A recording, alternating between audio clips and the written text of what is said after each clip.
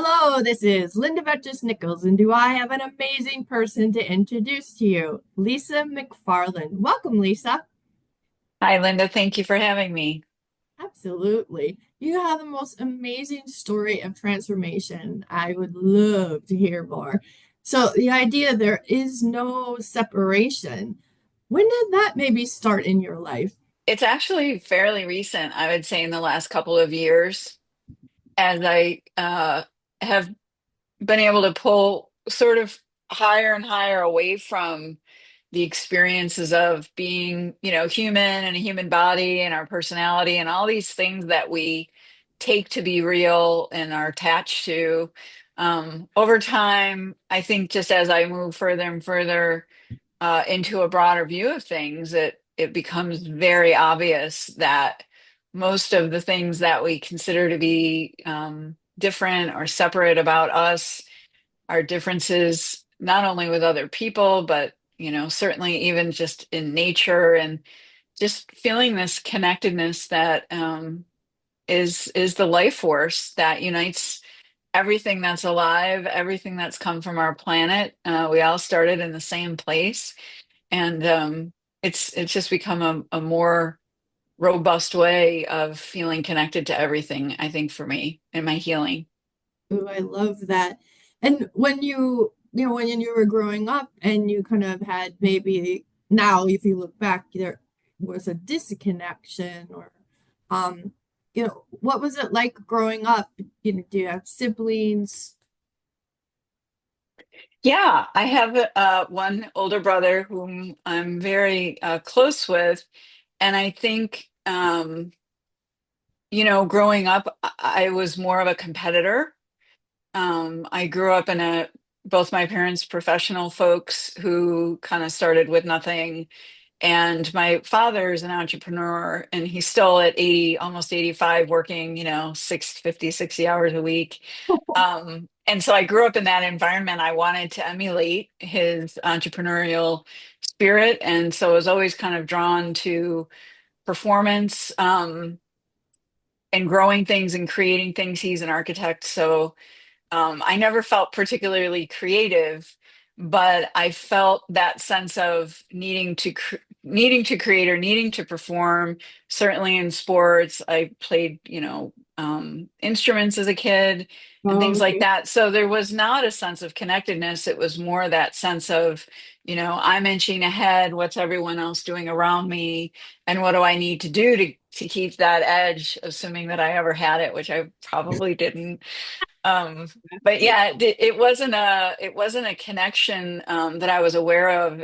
I think I had more of a sense of competition that did separate, that did create that feeling of being separate.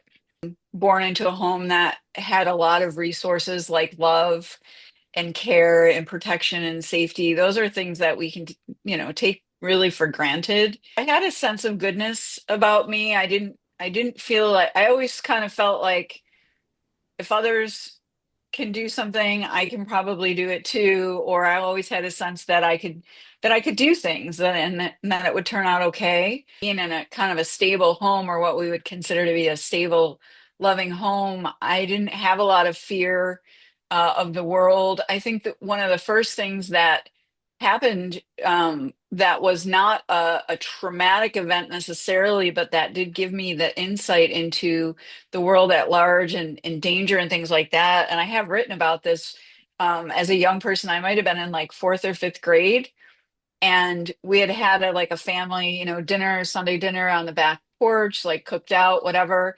And we had a young woman in our lives who was a student who helped out my parents with, us as kids and helped around the house and things. Anyway, she was a runner and she was going for a run after our meal, and I wanted to go with her, but being a little girl, she clearly wanted her running time, which I now so appreciate. And so she said, "Hey, I'm going to go do my thing. Wait for me at the end of the driveway, and I'll swing by, and you can, grab that last mile or so with me." And as I stood out there on a Sunday afternoon, a car pulled over and tried to get me to come into the car with them. And it was I had a visceral reaction to it. I went running up the driveway, got with my parents, was very teary. And anyway, long story short, it was a non-issue. I described the truck, we had gone and looked, and long story short, it was fine. It was just that was like one of the early memories I have of like maybe the world isn't so safe. And as I moved into high school, I had some tragic losses early on that I don't even think my parents really knew how to show up for me other than just loving me, because they were so random. And so as a junior in high school, I lost a friend of mine who had been a neighbor, someone that I grew up with.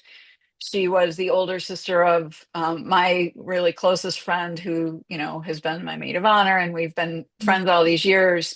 Yeah. Um, but her older sister had gone to college at the end of that summer, which would have been the beginning of my junior year of high school, and was followed home by a local person who had been using a significant amount, I guess, of drugs, and became very violent. And he raped and brutally murdered her Oh, just feet from her dorm room. yes. So that was, you know, it was completely on so many levels. It pulled the illusion of safety and the illusion of love that permeates all of us. Really threatened that for me, and turned it upside down. And as I was healing from that,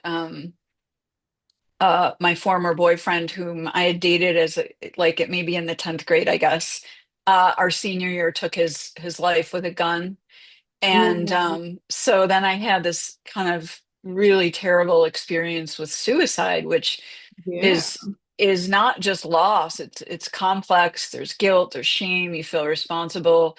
Others sometimes make you want to feel responsible. And so those two events really changed that sense of probably safety and security that I had grown up with for so long. Mhm. um, Oh, yeah, little did I know I would, go on to have other even more profound losses in my life that mm, um, would continue to put me in this space of knowing intimately what it's like to lose someone that I love.